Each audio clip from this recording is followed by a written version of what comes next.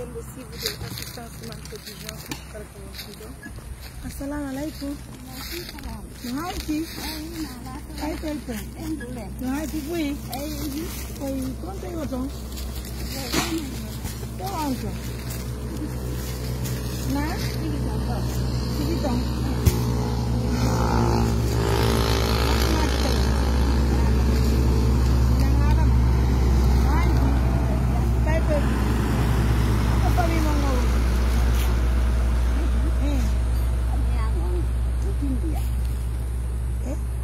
Kau orang anda? Oh, away. Kau dah ni apa? Am. Dia mau bebek ni nak bebek siapa tu? Dia kan dah. Kau kata, am yang nak bebek. Kau ngadian do? Kau cakap nama apa? Kau ngadian do? Dah. Ini kau kembang. Kembang. Nene kono ittion to addi o han woni eyo ɗum hawsawoni inno ko ɗo hoɓɓon ka o way konko hoɓɓo ley ga ley hon ɗon o sigi ton ko ga kako ga ye ɗo ko laatude oh mon dieu ça va être compliqué hein je sais pas réellement oh mon dieu ɗo wordani nene allah ɓamde ɗum o horde ka aray ko mafikeɓe hakkille kati dalaba wontirɓe amérique woni paddane men mosunno kati ɗo aray ɓay noon min hiyo hiɗo wottire ɗo lekkoy yono gatti o sunno kati ɗo men jonna on nani aray ko maaro sukkari o masale ɗo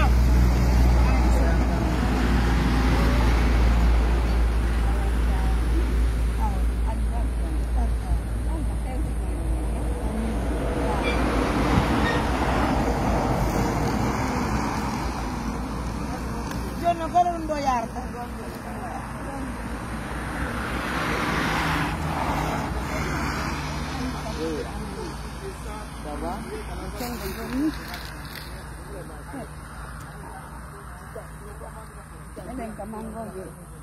ndaari sa heɗo voisin melandone si ɓe andi ɓe ɓeɗo kawtal ɓe sono ɗo ɓe andi on ɓe andi ko kawtal ɗeɓerde si vous allez voir regardez si vous allez voir des voisins ici kilo sene ga ono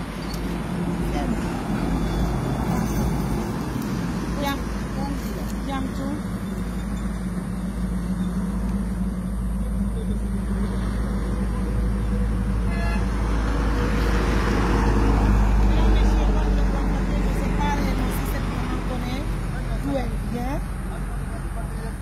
mais néanmoins on va essayer de voir comment retrouver sa famille. C'est très important. Donc, assistance humanitaire d'urgence. Ce matin, nous sommes en partance pour Libya. Donc là, nous retrouvons une maman dans la rue. C'est pas une chose qui est facile parce que même les explications ne collent pas bien. Mais nous disons grand merci de l'attention, de la confiance. Surtout de la fidélité. Alhamdulillah. Comment marcher là? Nala.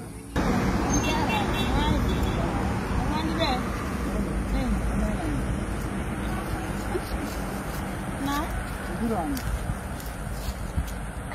On te veut dire?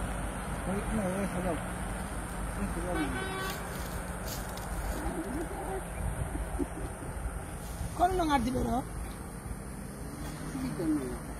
Ada ini dah orang sudah, udah mengerti dia. C'est là où ni? Nah? Sigi cami boleh ini dekat sini tu. Kalau tak Saya lanjut. Kadang udah dah boleh. Tapi apa ni? Oh, kami hanya. tak pergiran. Kau tak macam menyirakan ini. Allah mau ini. Ara joni biro. Ina jogo suna katima donni. Menen ko mo jabade men jogi ti wiete ni assistance humanitaire walta ko miskina be jurbe Allah ben fo.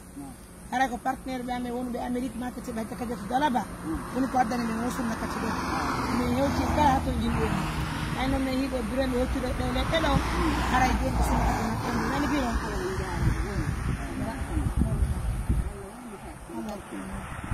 hewti noon e jamma ko ɓurani ko yeesoɗa woni kane fen sa hewti ko sino waɗɗen woni ɗon ko sino waɗɗen ba sino waɗɗen ɗa fengo dow ko ɗon woni kane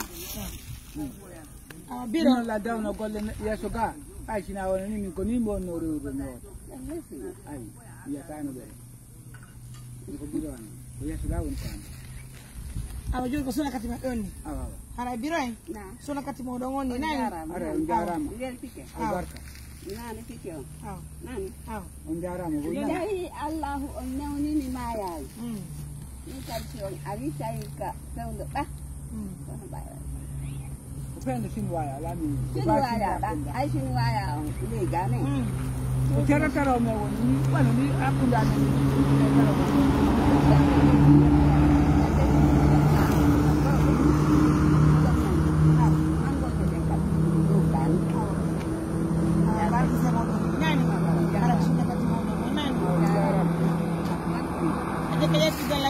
Merci beaucoup. Prenez bien soin de vous. Vous avez vu combien de fois c'est gentil d'être aussi gentil ce matin.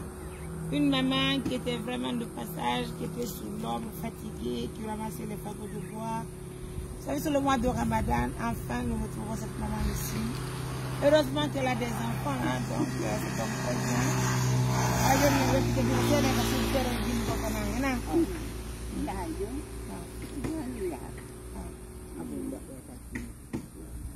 Mesdames, messieurs, merci à tout le monde de la confiance de la jarama albarka goynama andi ɓeyni o yo keygujo so hotti ɗe ko so fotti e goɗɗo oyo ƴakkuɗe ɗo haɗa ko ne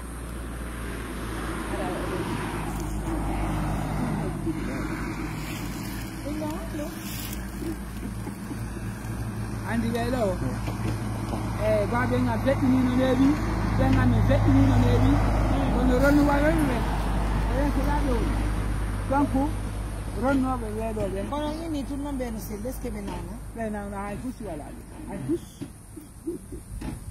so fala inoɗa way ɓeni leɗɗe ɗen koɓe ƴakkude hein way ɓeni leɗɗe ɗen koɓe ƴakkude ɗeɗen mi inni andi woɓɓe son fotte ɓengude nenen e fulɓe ɗen nenen fulɓe ɗen oui sinen fotti e woɓɓe hara ɓe inniɓe hotti men mi hinnama ƴakkeɗe ɗo fof ara o heeɗi hay noon nde ɗa ƴakka ngal ɗo lanna ara a heeɗi ɗimmo ma c'est pas grave. Mesdames, messieurs, prenez bien soin de vous. on nani ka on nan ka Mes familles, mes nani pour la